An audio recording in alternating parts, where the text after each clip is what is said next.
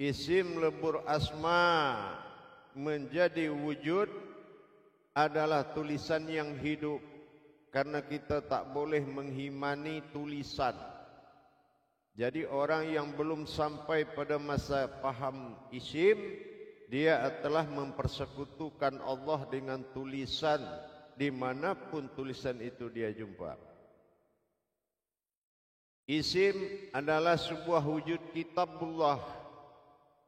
Kitabnya Allah jatuh kepada wujud pada jasad kita. Hayatnya Allah jatuh kepada rohani kita. Ini yang dikatakan domir.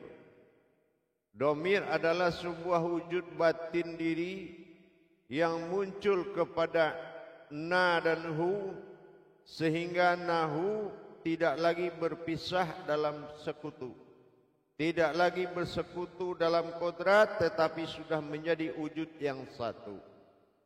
Menyatukan nahu tidak semudah apa yang kita lihat. Menyatukan nahu perlu kita gali kembali unsur dari isim dan domir tadi.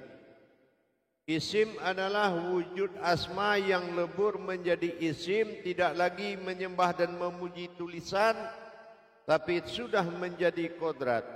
Semacam apa kodrat isim? Alif terpancang dalam nyawa, jasad berwujud pada lam, lam kedua mewujudlah suatu hayat, dan af'al menandakan dia ada dan hidup, maka dinamakan isim. Tapi domir adalah husna, sebuah diri yang kekal, diri yang memimpin semua diri, diri yang akan mengurus makhluk dan segala alam, apapun yang ada pada alam ini, mulai alam sampai makhluk. Diri yang manakah yang disembunyikan oleh Allah? Ini yang dikatakan domir, diri batin yang kekal atau sebuah batin wujud yang kekal. Apabila diri batin wujud ini muncul, maka dia sudah menjadi, yaitu pemimpin dari sekalian umat dan menjadi pengurus alam dan beserta makhluk.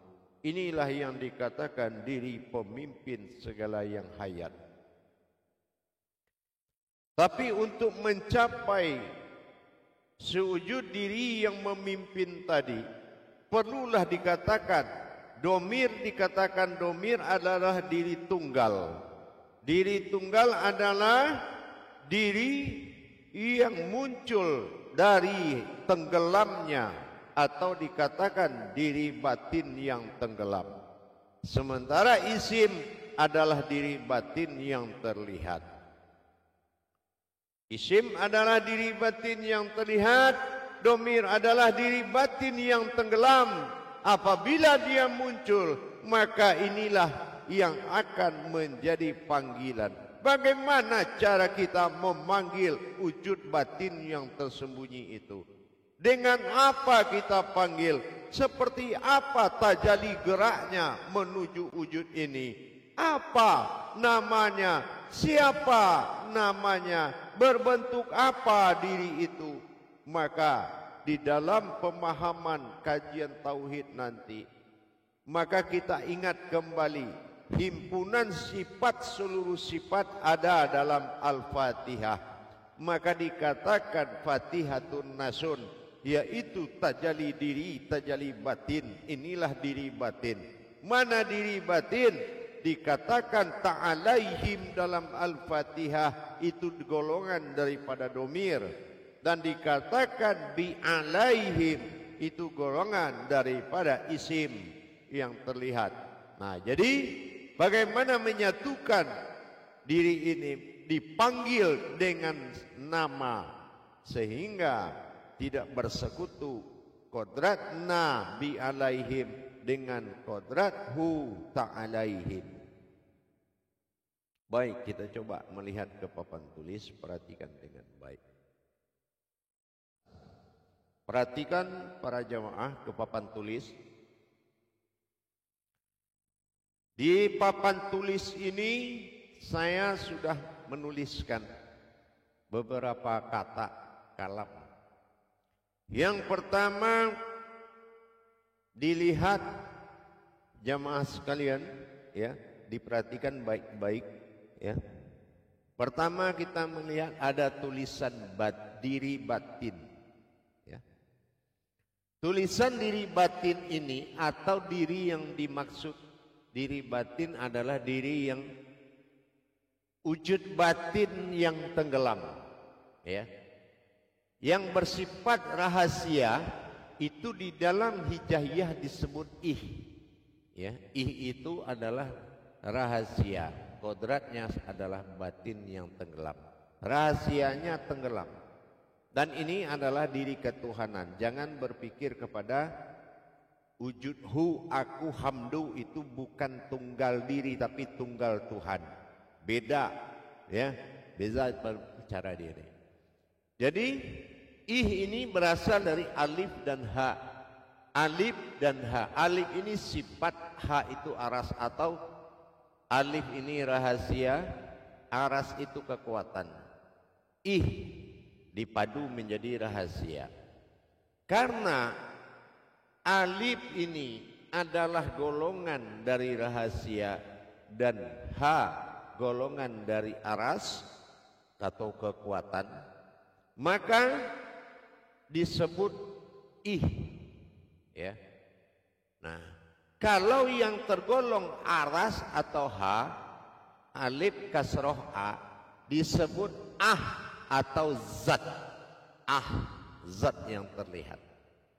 Sementara yang tergolong ih itu adalah rahasia yang tidak terlihat. Nah, jadi kalau yang nyata menjadi itu terlihat. Nah, ini yang dikatakan kodrat. Jadi kalau kita melihat isim ini atau yang na, keakuan tadi, atau dikatakan dengan na, ini memiliki 7 kodrat zahir, ya. Batin yang terlihat itu ada 7. Pertama namanya isim, itu batin. Zat, batin yang terlihat. Wujud yang terlihat, ruh yang terlihat atau hayat. Hak, sir yang terlihat. Hu, sir yang terlihat, hu itu dia. Insan, kehidupan yang terlihat. Zahir, bentuk yang terlihat. Itu berasal dari batin, tetapi kodratnya atau zat yang terlihat. Itu ada 7. Yang kedua dari domir, dari diri yang tunggal, itu dia memiliki tersirat juga 7. Ini mewakili hu. Kalau tadi yang 7 mewakili na, kalau ini mewakili hu, ya, ke akunya. Nah, pertama domir, ini adalah batin tunggal namanya. Ini yang dicari. Yang kedua hayat. Nah, hayat juga tidak terlihat. Yang ketiga an batin Allah yang tidak terlihat. Yang keempat adalah min wujud Allah yang tak terlihat. Hu, keakuan Allah yang tidak terlihat. Ihsan, umat Allah yang tidak terlihat. Raib, yaitu batin Allah yang tidak terlihat. Domir juga punya. Nah, ini dikatakan Fatihatun Nasun. Yang akan kita cari, yang sifat dari aras adalah ilah Tuhan, dan sifat dari sir asma Allah. Ini disebut 14 ini diri al-haq, yaitu diriku, diri al-haq. Tapi dalam pencarian batin tenggelam ini kita wajib mendapatkan seperti apa wujud dari domir atau Fatihatun Nasun atau nasun. Nasun, diri batin rahasia yang memimpin semua diri, yaitu diri ketuhanan bagi Allah, ya, diri ketuhanan bagi Allah, namanya wujud, dan ini belum bertemu. Untuk demikian antara hu dengan na agar tidak bersekutu, maka manakah dari 7 sifat domir, 7 sifat isim diambil nama ini menjadi nama untuk bisa dipanggil supaya dia muncul dari ketenggelamannya dan terlihat dengan jelas. Tidak perlu berurutan. Nah ya, jadi nama yang jatuh ke na dengan jatuh ke hu disatukan menjadi panggilan ditambah dengan sebutan Allah. Nah ini akan memanggil dari ketersembunyiannya domir ini tadi muncul ke sifat sebagai ayat atau Al-Quran atau bacaan atau dikatakan na. Jadi dia muncul sehingga tidak ada perbedaan hu dengan na, dengan kita memilih 14 nama, 7 pada na, 7 pada hu. Nah inilah akan menjadi pencarian. Jadi tidak boleh menjadi 3 kata, boleh, tapi harus dibubuhi dengan kata Allah. Umpamanya kita menyebut di situ ada umpamanya dengan hu Allah. Nah, jadi itu umpama. Ya. Jadi wujud isim dipanggil dengan bahasa Allah. Nah, jadi kalau kita ingin menghadirkan pasti kita panggil namanya. Bukan, dan ini adalah diri ketuhanan. Bukan diriku. Kalau diriku itu ketunggalan diri. Kalau ini ketunggalan ketuhanan yang berupa batin yang menjadi usul diri kita asal mula jadi. Kalau itu yang datang, semua akan ikut aturan ketuhanan.